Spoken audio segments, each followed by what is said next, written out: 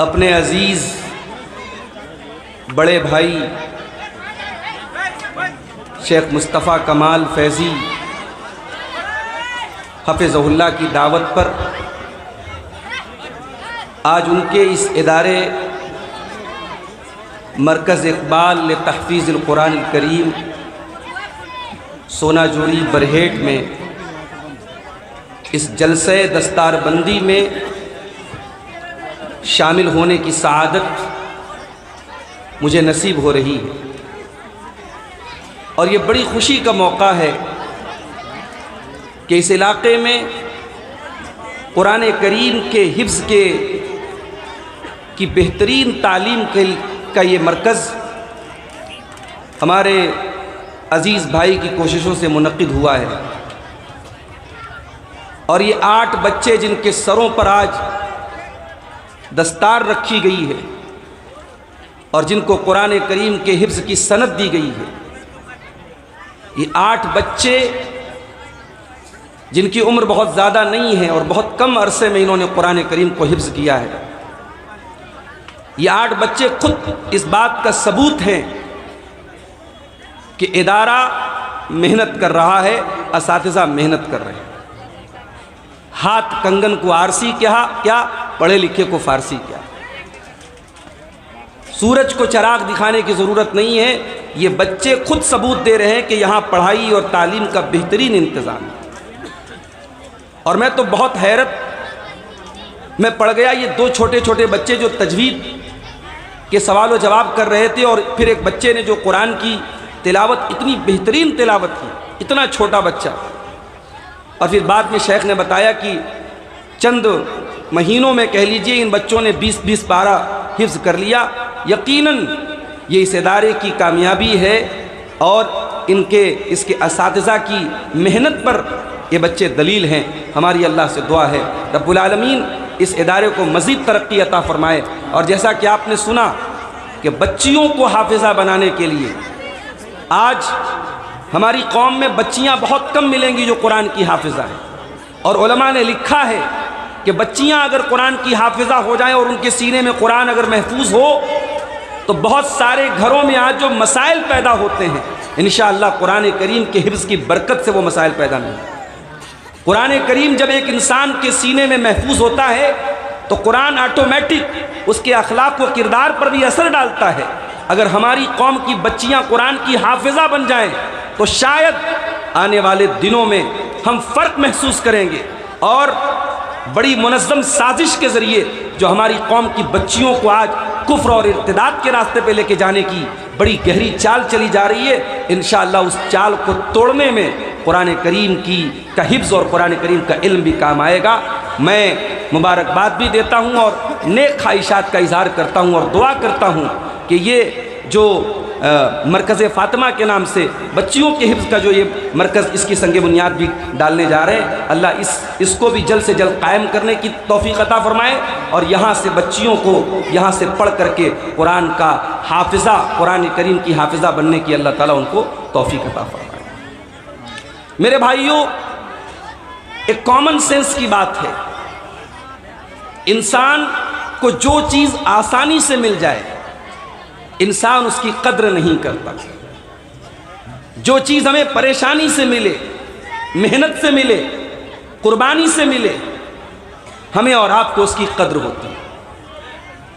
قرآن کریم کی یہ دولت ہمیں بیٹھے بٹھائے ملی ہے، قرآن کو پانے کے لیے ہم نے کچھ کھویا نہیں ہے، قرآن کو حاصل کرنے کے لیے ہم نے کوئی قربانی نہیں دی ہے، اس لیے اس قرآن کی دولت کی ہمیں اور آپ کو قدر نہیں ہے۔ میں آپ کو ایک واقعہ سناتا ہوں۔ ایک چھوٹا سا بچہ جس کی عمر ماتر 6 سال یا 7 سال تھی، بچے کا نام کیا تھا؟ عمرو بن سلمہ۔ یہ بچہ ایک ایسے گاؤں میں رہتا تھا، ایک ایسی بستی میں رہتا تھا کہ وہ بستی لوگوں کے راستے کے بیچ میں پڑتی تھی، وہاں پانی کا چشمہ تھا، پانی کا کنواں تھا، اور جو قافلے وہاں سے گزرتے تھے وہاں ٹھہرتے تھے اور پانی پی کر کے آگے بڑھتے تھے۔ یہ بستی مدینہ سے کچھ دور پر واقع تھی۔ عمرو بن سلمہ نام کا یہ بچہ اپنی قوم کے لوگوں کے ساتھ وہیں رہتا تھا، اور جب عرب کے قبیلے وہاں سے گزرتے تھے تو وہاں کے لوگ پوچھتے تھے کہ وہ جو رسول آیا ہے، مکے میں پیدا ہوا ہے اور مدینے میں رہتا ہے، اس رسول کا کیا حال ہے؟ تو لوگ اس رسول کے بارے میں بتاتے تھے۔ پھر لوگ پوچھتے تھے کہ اس رسول پر جو آیتیں اتری ہیں ذرا وہ پڑھ کے سناؤ۔ وہ 5-6 سال کا بچہ قرآن کی ان آیتوں کو سن کر کے یاد کر لیتا۔ ابھی وہ بچہ مسلمان نہیں ہے، ابھی اس نے اسلام قبول نہیں کیا ہے، مگر اللہ تعالیٰ نے اس کتاب کو عجیب و غریب اعجاز سے نوازا ہے کہ 5-5 6-6 سال کے بچے۔ ابھی ہمارے زید بھائی ممبئی سے آئے ہیں، ممبئی سے ممبرا سے ایک خبر میں نے کچھ دنوں پہلے پڑھی تھی، اخبار میں بھی باقاعدہ آئی تھی کہ 6 سال کا بچہ قرآن کا حافظ بن گیا۔ ممبرا کے ایک مدرسے میں پڑھنے والا 6 سال کا بچہ پورے قرآن کا حافظ بن گیا۔ اور میں نے تقریر میں تعریف کی اور میں نے کہا کہ اس بچے کے باپ عالم تھے اور باپ کی محنت سے جو ہے وہ بچہ اس مقام کو پہنچا۔ تو باپ نے اس بچے کی خالہ نے مجھے میسج کیا کہ میں اس بچے کی خالہ ہوں، بچے کا باپ عالم نہیں ہے، بچے کی ماں عالمہ ہے، اور یہ بچے کی ماں کا کمال ہے اور اس کی قربانی ہے کہ بچہ آج قرآن کا حافظ ہے۔ بچوں کی تربیت میں کبھی کبھی باپ سے بڑھ کے ماؤں کا کردار ہوتا ہے میرے بھائیوں۔ حضرات آپ پرسکون ہو کر کے بیٹھیں، مجمع کو منتشر بالکل نہ کریں۔ سب اپنی اپنی جگہوں پر تشریف رکھیں، خاموشی کا مظاہرہ کریں، اور والنٹیئر حضرات سے گزارش ہے کہ وہ 2 بندے کو آگے کریں، 2 بندے کو آگے کریں، باقی سب اپنی اپنی جگہوں پر بیٹھے رہیں۔ بیٹھ جائیں، آپ لوگ بیٹھ جائیں، سکون سے بیٹھیں۔ کا مظاہرہ کریں، سنجیدگی کا مظاہرہ کریں، جیسے پرسکون ماحول میں سن رہے ہیں ویسے سنتے رہیں۔ سب بیٹھ جائیں اپنی اپنی جگہوں پر، تشریف رکھیں۔ آپ بڑے سنجیدہ، سمجھدار، اچھے لوگ ہیں، آپ کے اخلاق کا مظاہرہ ابھی تک ہو رہا ہے، جاری رکھیں۔ میرے بھائیوں، 5-6 سال کا بچہ ابھی مسلمان نہیں ہے، وہاں گزرنے والے قافلوں سے قرآن کی آیتیں سن سن کر کے یاد کر لیتا ہے۔ اور صحیح بخاری کی روایت ہے، وہ بچہ کہتا ہے فَكَأَنَّمَا يُغْرَى فِي صَدْرِي، قرآن جب میں یاد کرتا تھا تو قرآن میرے سینے سے چپک جاتا تھا۔ اللہ اکبر، یہ قرآن کا کمال ہے کہ 5-6 سال کا بچہ بھی قرآن کو پڑھتا ہے تو یاد کر لیتا ہے، ازبر کر لیتا ہے، اس کو میمورائز کر لیتا ہے، اس کو یاد کر لیتا ہے۔ وہ بچہ کہتا ہے جب اللہ کے نبی نے مکہ فتح کیا اور میری قوم کے لوگ اسلام لے آئے، مسلمان ہو گئے، اور اللہ کے نبی نے حکم دیا کہ جب اذان ہو جائے تو تم میں جب نماز کا ٹائم ہو جائے تو تم میں سے کوئی اذان دے، وَلْيَؤُمَّكُمْ أَكْثَرُكُمْ قُرْآنًا، اور تم کو وہ نماز پڑھائے جس کو قرآن زیادہ یاد ہو۔ تو وہ بچہ کہتا ہے میں 6 یا 7 سال کا بچہ تھا، فَقَدَّمُونِي، میری قوم کے لوگوں نے مجھے آگے بڑھایا، مجھے امام بنایا۔ کیوں؟ کیونکہ سب سے زیادہ قرآن مجھ کو یاد تھا، اور جب میں نماز پڑھاتا تھا میرے پاس ایک چادر تھی، جب میں رکوع میں جاتا تھا تو میری پیچھے سے شرمگاہ دکھنے لگتی تھی، میرا سطر کھل جاتا تھا۔ تو عورتوں نے کہا کہ الا تغطوا عنا استقارئکم، ارے اپنے امام کے کپڑے کا تو بندوبست کرو، جس کو امام بنایا ہے بچے کو اس کو ڈھنگ کا کپڑا تو پہناؤ۔ تو حضرت عمرو بن سلمہ کہتے ہیں کہ میری قوم کے لوگوں نے مجھے کرتا خرید کے دیا تھا، اور کہتے مجھے زندگی میں کبھی اتنی خوشی نہیں ہوئی جتنی خوشی اس دن مجھے وہ کرتا پا کر کے ہوئی۔ صحابہ نے اس طریقے سے قرآن کو یاد کیا اور سیکھا تھا میرے ساتھی۔ یہ قرآن آج ہمارے اور آپ کے پاس بڑی آسانی سے ہمیں ملا ہے، اس لیے اس قرآن کی ہمیں اور آپ کو قدر نہیں ہے۔ یاد رکھو میرے پیارے ساتھیوں، یہ قرآن کوئی معمولی کتاب نہیں ہے، یہ اللہ کا کلام ہے، یہ رب العالمین کا کلام ہے، اور اس قرآن کے ساتھ جتنی چیزیں جڑی ہیں اللہ تعالیٰ نے ان تمام چیزوں کو فضیلت والا بنایا ہے۔ قرآن جس مہینے میں اترا، شہر رمضان الذی انزل فیہ القرآن، وہ رمضان کا مہینہ تمام مہینوں کا سردار ہے۔ قرآن جس رات میں اترا، انا انزلناہ فی لیلۃ القدر وما ادراک ما لیلۃ القدر لیلۃ القدر خیر من الف شہر، قرآن جس رات میں اترا وہ رات 1000 مہینوں سے افضل ہے، 84 سال سے بہتر ہے وہ رات۔ قرآن جس فرشتے کے ذریعے اترا، نزل بہ الروح الامین، وہ سارے فرشتوں کے سردار جبریل امین ہیں۔ قرآن جس نبی کے اوپر اترا، وما ارسلناک الا رحمت للعالمین، وہ نبی ساری کائنات کے لیے رحمت ہیں۔ اور قرآن اللہ کے نبی کے دل پر اترا، نزل بہ الروح الامین علی قلبک لتکون من المنذرین۔ اے نبی، یہ قرآن آپ کے دل پر اترا ہے۔ قرآن اللہ کے رسول کے شریر کے، آپ کے باڈی کے اس پارٹ پر اترا ہے جو باڈی کا سب سے بہترین حصہ ہے، شریر کا سب سے بہترین حصہ ہے، قرآن دل پر اترا ہے۔ اور قرآن جس ذات کی طرف سے اترا ہے، تنزیل من رب العالمین، وہ ساری کائنات کی رب کا رب ہے، وہ ساری کائنات کا پالنہار۔ میرے بھائیوں، یہ قرآن ہے جو آج ہمارے پاس موجود ہے۔ اور کبھی آپ نے غور کیا، یہ چھوٹے چھوٹے بچے جو آج قرآن کے حافظ بنے ہیں، آپ نیچے بیٹھے ہیں، ان بچوں کو اسٹیج پر بٹھایا گیا، آپ کے سروں پہ دستار نہیں رکھی گئی، ان کے سروں پہ دستار رکھی گئی۔ ان کو یہ عزت، یہ آنر، یہ سمان کیوں ملا؟ ان کو یہ سمان قرآن کے ذریعے ملا۔ اللہ کے پیارے نبی فرماتے ہیں، ان اللہ یرفع بہذا الکتاب اقواما ویضع بہ آخرین۔ اللہ اس قرآن کے ذریعے جس کو چاہتا ہے عزت دیتا ہے، جو قرآن کو یاد کرتا ہے، جو قرآن کو حاصل کرتا ہے، جو قرآن کو پڑھتا ہے، جو قرآن کو پڑھاتا ہے، اللہ اس کو عزت دیتا ہے، اور جو قرآن کو چھوڑ دیتا ہے اللہ اسے ذلیل کر دیتا ہے۔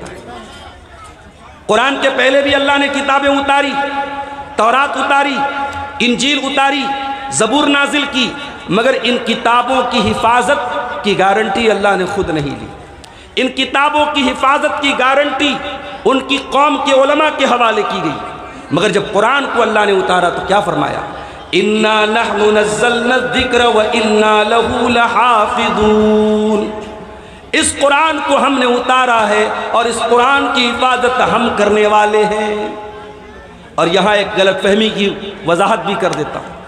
قرآن نے کہا کہ ہم نے ذکر کو اتارا، تو ذکر کے معنی قرآن بھی ہے، اور ذکر کے معنی قرآن کی جو ایکسپلینیشن ہے، قرآن کی انٹرپریٹیشن ہے، قرآن کی جو تشریح ہے، جس کو ہم حدیث کہتے ہیں، وہ بھی اس میں شامل ہے۔ تو جس طریقے سے قرآن سیف ہے ویسے ہی حدیث بھی سیف ہے۔ قرآن کی حفاظت اللہ ان حافظوں کے ذریعے کروا رہا ہے، اور حدیث کی حفاظت اللہ محدثین کے ذریعے کروا رہا ہے، اللہ ان علماء کے ذریعے کروا رہا ہے جن کا اوڑھنا بچھونا قال اللہ اور قال الرسول ہے۔ تو یہ دین محفوظ ہے میرے پیارے ساتھی۔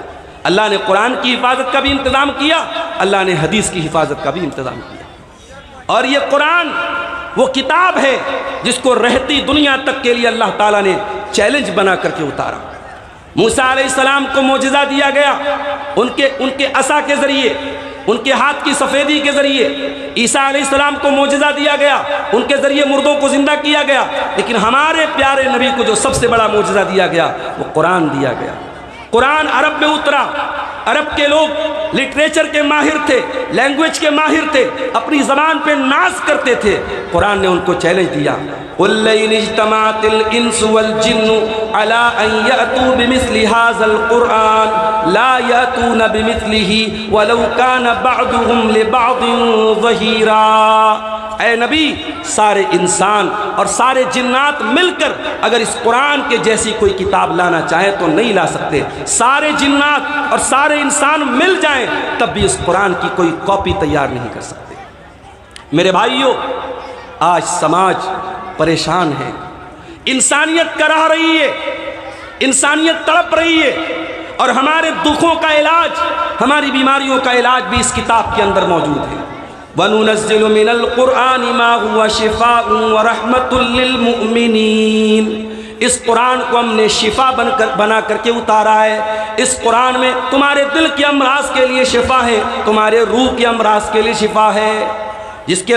جس کے دل میں بیماری ہے، حسد کی بیماری ہے، لالچ کی بیماری ہے، بغض کی بیماری ہے، دنیا کی محبت کی بیماری ہے، تکبر کی بیماری ہے، آؤ، یہ قرآن تمہاری بیماریوں کے لیے شفا بن کر کے اترا ہے۔ میرے عزیزوں، یہ قرآن وہ کتاب ہے جو قبر میں بھی ہمارے کام آئے. قبر میں ہماری اولاد کام نہیں آئے گی. معاف کیجئے گا, جس اولاد کے لیے آپ نے حرام و حلال کو بھلا دیا, ناجائز زمینوں پر قبضہ کر لیا, سود اور بیاج کا پیسہ کما کے لائے, بندھن لون کا پیسہ کما کر کے گھر میں لائے, سود کھایا, بیاج کھایا, وہ اولاد بھی آپ کے مرنے کے بعد آپ کو کفنائے گی, دفنائے گی اور مٹی دے کر کے گھر چلی جائے گی. نہ اولاد قبر میں آپ کے کام آئے گی, نہ آپ کا مال آپ کی قبر میں کام آئے گا. اللہ کے پیارے نبی فرماتے ہیں, ابو داؤد اور نسائی کی صحیح روایت ہے کہ جب بندہ مر جاتا ہے اور قبر میں دفنایا جاتا ہے, فَيَأْتِيهِ مَلَكَانِ, تو دو فرشتے اس کے پاس آتے ہیں, فَيُجْلِسَانِهِ, اور اس کو بٹھاتے ہیں اور پوچھتے من ربک, تیرا رب کون ہے؟ بندہ مومن ہوتا ہے تو کہتا ہے ربی اللہ, میرا رب اللہ ہے. پھر فرشتے پوچھتے ہیں ما دینوں کا, تیرا دین کیا ہے؟ بندہ کہتا ہے میرا دین اسلام ہے. پھر فرشتے کہتے ہیں ما ھذا الذی بعث فیکم, وہ کون سی شخصیت ہے, وہ کون سے انسان ہے جو رسول بنا کر کے بھیجے گئے؟ بندہ کہتا ہے وہ محمد الرسول اللہ صلی اللہ علیہ وسلم, وہ محمد صلی اللہ علیہ وسلم اللہ کے رسول ہیں. پھر فرشتے پوچھتے ہیں تجھے یہ سب کیسے پتا چلا, تجھے کیسے معلوم ہوا کہ تیرا رب اللہ ہے, تیرا دین اسلام ہے, تیرے نبی محمد صلی اللہ علیہ وسلم ہے؟ تو بندہ کیا جواب دیتا ہے, قرأت کتاب اللہ وآمنت بہ وصدقت بہ, میں نے اللہ کی کتاب کو پڑھا تھا, میں نے قرآن کو پڑھا تھا, قرآن پر ایمان لایا تھا, قرآن کی تصدیق کی تھی. قرآن پڑھنے والا قبر میں بھی فائدہ اٹھائے گا, قبر میں بھی قرآن کی تلاوت اور قرآن کا علم اس کے کام آئے گا. قیامت کے دن جب نفسی نفسی کا عالم ہوگا, نہ باپ بیٹے کے کام آئے گا, نہ بھائی بھائی کے کام آئے گا, نہ ماں اپنی اولاد کے کام آئے گی, نہ شوہر اپنی بیوی کے کام آئے گا. یوم یفر المرء من اخیہ وامہ وابیہ وصاحبتہ وبنیہ لکل امرئ منہم یومئذ شأن یغنیہ. قیامت کے دن بھی یہ قرآن آپ کا ساتھ نہیں چھوڑے گا, یہ قرآن آپ کا ساتھ دے گا. اے قرآن کے حافظوں کو حقیر سمجھنے والوں, اے قرآن کے عالموں کو حقیر سمجھنے والوں, اے اپنی دولتوں پہ ناز کرنے والوں, تمہاری دولت قیامت کے دن کام نہیں آئے گی, تمہاری حویلیاں قیامت کے دن کام نہیں آئے گی, یہ قرآن کام آئے گا. اللہ کے پیارے نبی فرماتے ہیں اقرأوا القرآن فإنه يأتي يوم القیامة شفیعا لأصحابہ, اس قرآن کو پڑھا کرو, یہ قرآن قیامت کے دن تمہاری سفارش, تمہارے لیے سفارش کرے گا, تمہارے لیے سورس کا کام کرے گا, تمہارے حق میں قیامت کے دن یہ قرآن حجت کرے گا, لڑے گا تمہارے. میرے بھائیوں, میں جھارکھنڈ کی ایک ایسی سرزمین پر بیٹھا ہوں جہاں کے لوگوں کی اپنی ایک مادری زبان ہے, اور یہاں کی زبان ظاہر ہے کہ عربی زبان نہیں ہے. جن کی اپنی مادری زبان کچھ اور ہے, یہاں کا 5-6 سال کا بچہ آج اس مدرسے میں تجوید پڑھ کر کے سیکھ کر کے قرآن کی اتنی پیاری تلاوت کر رہا ہے. آپ اندازہ لگائیے, قرآن کی زبان ہماری زبان نہیں ہے, قرآن کی لینگویج ہماری لینگویج نہیں ہے, مگر آج ہمارے بچے محنت کر کے اس قرآن کو یاد کرتے ہیں اور بہترین طریقے سے جو اصول ہے, جو قواعد ہیں, ان کے مطابق قرآن کی تلاوت کرتے ہیں. کوئی ایسا بھی تو ہوگا اس سونا جوڑی کی سرزمین پر, کوئی ایسا بھی ہوگا جو مدرسے میں نہیں پڑھا ہوگا, اسے بچپن میں موقع نہیں ملا کسی مدرسے میں جانے کا. اب آج اس نے علماء کی تقریر سنی, ثناء اللہ مدنی صاحب کی تقریر سنی, برادرم زید پٹیل صاحب کی تقریر سنی, اس کے دل میں خیال آیا کہ چلو بھائی میں بھی قرآن کی تلاوت کروں. اس نے موبائل پر ایپ ڈاؤن لوڈ کیا, قرآن پڑھنے لگا. اس کی زبان عربی نہیں ہے, اس نے تجوید نہیں سیکھا ہے, اس نے قرآن مدرسے میں نہیں پڑھا ہے, وہ اپنی ٹوٹی پھوٹی زبان میں اٹک اٹک کر کے قرآن پڑھنے لگا. اللہ کے پیارے نبی کیا فرماتے ہیں, الماہر بالقرآن مع السفرۃ الکرام البررہ, جو قرآن پڑھنے میں ماہر ہے.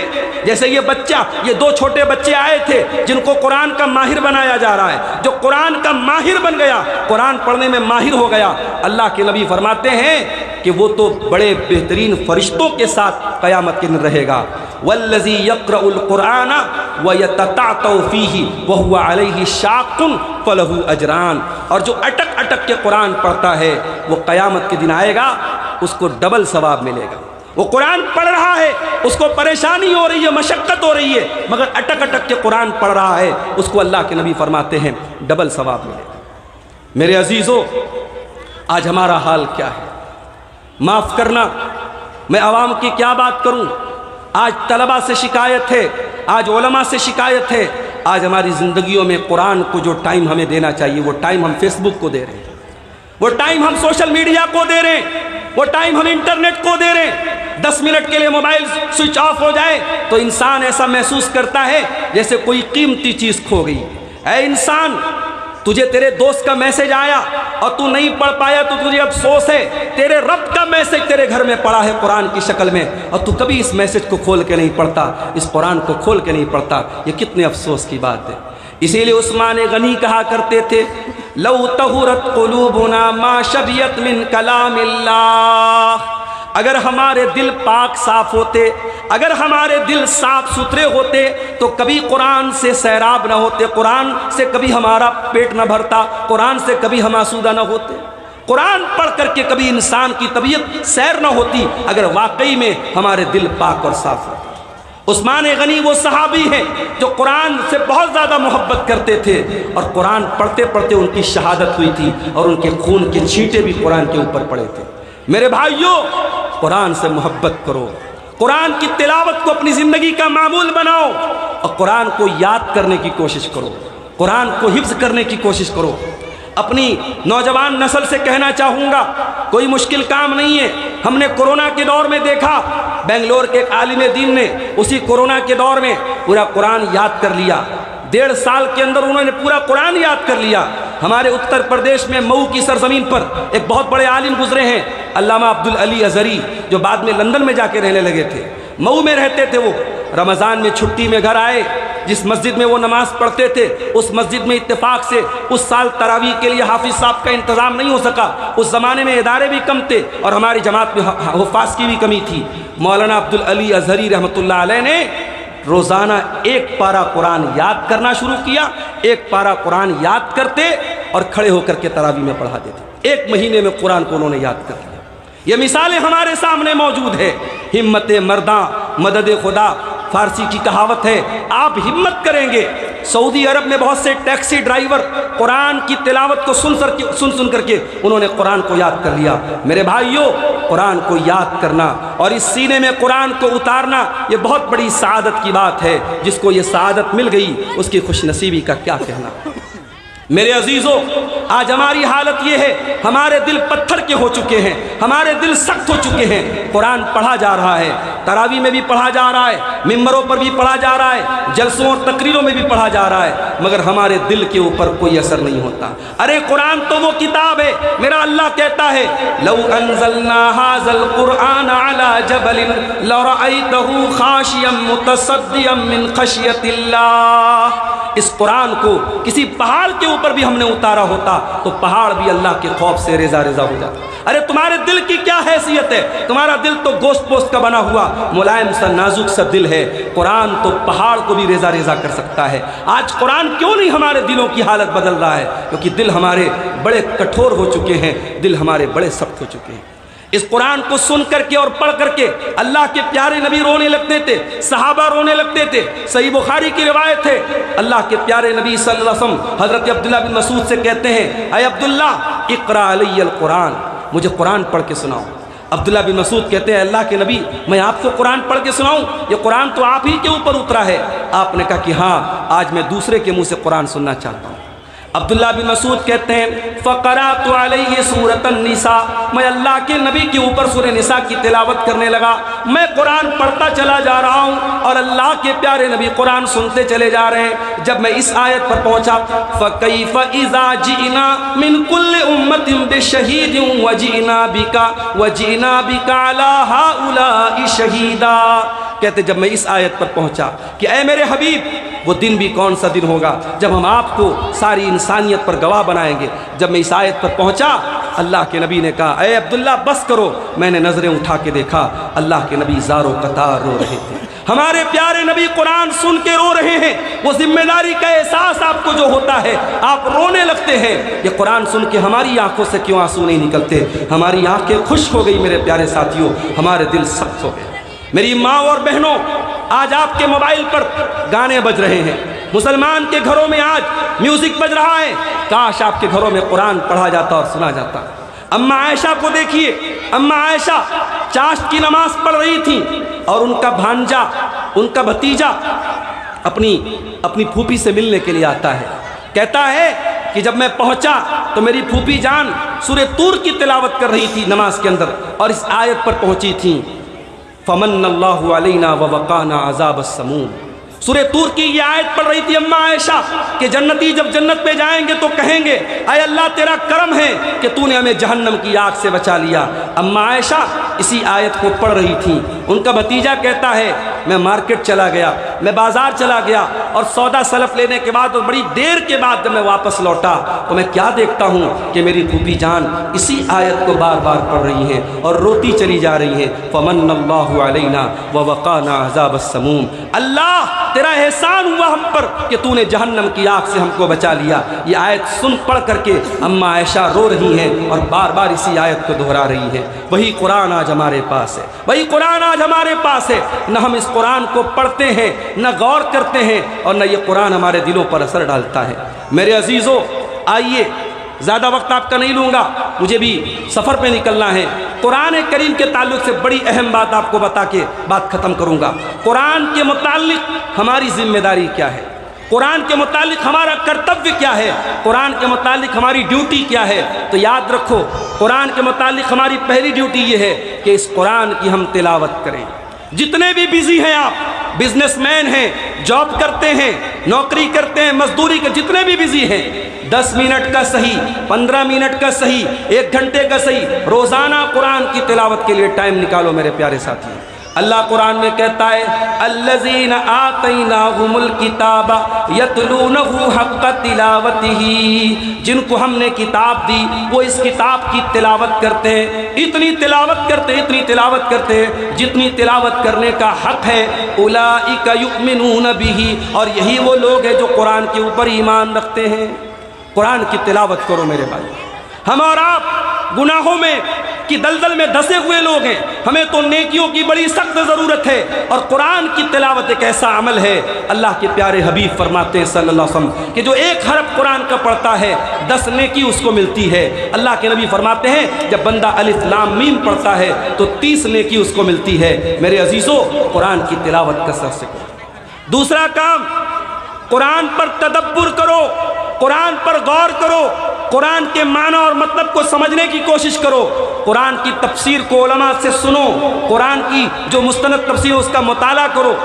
آج موبائل پر بہت سارے ایسے ایپس ہیں جن میں قرآن کا ترجمہ اور تفسیر موجود ہے. اگر آپ کے پاس کتابیں نہیں ہیں آپ موبائل سے فائدہ اٹھا سکتے ہو, لیکن قرآن کے اوپر ضرور غور کرو. افلا یتدبرون القرآن ام علی قلوب اقفالها, کیا یہ لوگ قرآن پر غور نہیں کرتے یا ان کے دلوں پہ تالے لگے ہوئے ہیں؟ جو قرآن پہ غور نہیں کرے گا اس کے دل لاک ہو جائیں گے. یہ قرآن معاف کرنا, جھاڑ پھونک کرنے کے لیے نہیں اترا ہے, یہ قرآن سے ایک دوسرے کو دم کرنے کے لیے نہیں اترا ہے, یہ قرآن دلوں کی دنیا بدلنے کے لیے اترا ہے. کتاب انزلناہ الیک مبارک لیدبروا آیاتہ ولیتذکر اولو الالباب, یہ قرآن غور و فکر کرنے کے لیے اور تدبر کے لیے اترا ہے. اور تیسرا کام کیا کرنا ہے؟ قرآن کو یاد کرنا ہے. یہ ہمارے جو حفاظ کرام بیٹھے ہیں ان کو ایک حدیث سنانا چاہتا ہوں. اللہ کے پیارے نبی نے فرمایا, صحیح مسلم کی روایت ہے, تعاہدوا ھذا القرآن, اس قرآن کو اچھی طریقے سے پکڑ کے رکھو, اس قرآن کو بار بار دہراتے رہو. فوالذی نفس محمد بیدہ لہو اشد تفلتا من الابل فی عقولها, جس طریقے سے اونٹ کو اگر کھونٹے میں باندھ دیا جائے تو اونٹ نکلنے کی کوشش کرتا ہے, یہ قرآن بھی دل اور دماغ سے نکلنے کی کوشش کرتا ہے. میرے پیارے عزیز حفاظ کرام, اس قرآن کو آپ کے اساتذہ نے یاد کرایا ہے, اس کو بھول نہ جانا. قرآن کو یاد کرنا جتنی بڑی سعادت کی بات ہے, قرآن کو بھلا دینا اتنی ہی بڑی وعید کی اور اتنی بڑی سزا کی بات ہے. قرآن کو ہمیشہ مرتے دم تک اپنے سینے میں رکھنا. اور میں یہاں یہ بتا دوں, ہماری جماعت کے جتنے بڑے بڑے علماء گزرے ہیں سب قرآن کے حافظ تھے. بلکہ علماء کے یہاں یہ بات مشہور ہے کہ اگر بچے کو عالم بنانا ہے تو پہلے قرآن کا حافظ بناؤ. علامہ احسان الہی ظہیر قرآن کے حافظ تھے. حافظ صلاح الدین یوسف صاحب قرآن کے حافظ تھے. اسی طریقے سے ہمارے ہندوستان کی سرزمین پر آپ دیکھیے ڈاکٹر مقتدیٰ حسن اظہری قرآن کے حافظ تھے. اور موجودہ علماء میں ہمارے استاد محترم شیخ اسد اعظمی قرآن کے حافظ ہیں. جتنے بھی بڑے بڑے علماء ہیں آپ ان کی جب زندگی پڑھیں گے وہ قرآن کے حافظ تھے. قرآن کا حفظ کرنا یہ بہت بڑی بات ہے. اگر آپ عالم بننا چاہتے ہیں یا اپنے بچے کو عالم بنانا چاہتے ہیں تو پہلا کام یہ کرو, اسے قرآن کا حفظ کراؤ. اور آخری چیز یہ ہے میرے پیارے ساتھیوں، قرآن آپ نے پڑھ لیا، قرآن پر غور کر لیا، قرآن کو یاد کر لیا، چوتھی چیز یہ ہے کہ آپ نے قرآن پر عمل کتنا کیا۔ قرآن پر عمل کرنا بھی بہت ضروری ہے۔ میں ایک مثال آپ کو دیتا ہوں، حضرت عمر فاروق رضی اللہ تعالیٰ عنہ بڑے جلالی انسان تھے، بہت جلدی غصے میں آ جاتے تھے۔ ان کے پاس ایک آدمی آتا ہے، دیہات کا رہنے والا ہے، بڑی بدتمیزی سے کہتا ہے، یا ابن الخطاب انک ما تاتینا بالجزل ولا تحکم بیننا بالعدل، اے خطاب کے بیٹے تو ہمیں پیسہ نہیں دیتا ہے، ہمارے ساتھ انصاف نہیں کرتا ہے۔ حضرت عمر کو بڑا غصہ آیا، حضرت عمر کو بڑا غصہ آیا، اور قریب تک کہ حضرت عمر طیش میں آ جائیں، غصے میں آ جائیں، ان کے پاس ایک انسان بیٹھا تھا۔ اس نے کہا، اے عمر ابن خطاب، اے امیر المومنین، اللہ قرآن میں کہتا ہے خذ العفو وامر بالعرف واعرض عن الجاہلین، اللہ قرآن میں کہتا ہے معاف کر دیا کرو، نیکی کا حکم دیا کرو، اور جاہلوں کو نظر انداز کر دیا کرو۔ اے امیر المومنین، یہ آدمی جاہل ہے، اس کے منہ نہ لگیے، اس سے بدلہ نہ لیجئے۔ حضرت عمر فوراً قرآن کی آیت سنتے ہی ٹھنڈے پڑ گئے، اور حدیث کے الفاظ ہیں وَكَانَ وَقَّافًا عِنْدَ كِتَابِ اللَّهِ، کہ حضرت عمر جب قرآن کی کوئی آیت سنتے تھے تو وہیں پر وہ رک جاتے تھے، قرآن کے حکم پر اپنے آپ کو اسٹاپ کر لیتے تھے۔ تو قرآن کے حکم پر اسٹاپ ہو جانے والے بنو، قرآن پر عمل کرنے والے بنو۔ میرے عزیزوں، آج یہ مدرسے جہاں قرآن کو پڑھایا جاتا ہے، یہ مدرسے ہماری توجہ کے حقدار ہیں۔ یہ اس گاؤں دیہات میں اس طریقے کا مدرسہ چلانا اور بچوں کو اچھی سہولتیں دینا اور بچوں کو اچھی تعلیم دینا، یہ کوئی آسان کام نہیں ہے۔ میں جانتا ہوں اس میں بڑے مسائل ہیں۔ ہم دعا کرتے ہیں اللہ تعالیٰ سے کہ اللہ تعالیٰ اس ادارے کو، مرکز اقبال لتحفیظ القرآن الکریم کو، اسی طریقے سے جس ترقی کے راستے پر یہ ادارہ گامزن ہے، اللہ آگے بھی اسے ترقیوں سے نوازے۔ رب العالمین یہاں سے پڑھنے والے بچوں کو جو آج حافظ بنے ہیں، کل قرآن کا عالم بھی بنائے، اور عالم کے ساتھ ساتھ عالم باعمل بنائے، اور اللہ یہاں سے پڑھنے والی بچیوں کو بھی قرآن کی حافظ اور عالمہ بنائے۔ اللہ ہم سب کو قرآن کریم کی قدر کرنے کی توفیق عطا فرمائے۔ آمین وآخر دعوانا الحمدللہ رب العالمین، والسلام علیکم ورحمۃ اللہ۔ ماشاءاللہ، جزاک اللہ خیر و احسن جزا۔ یہ تھے ہمارے آپ کے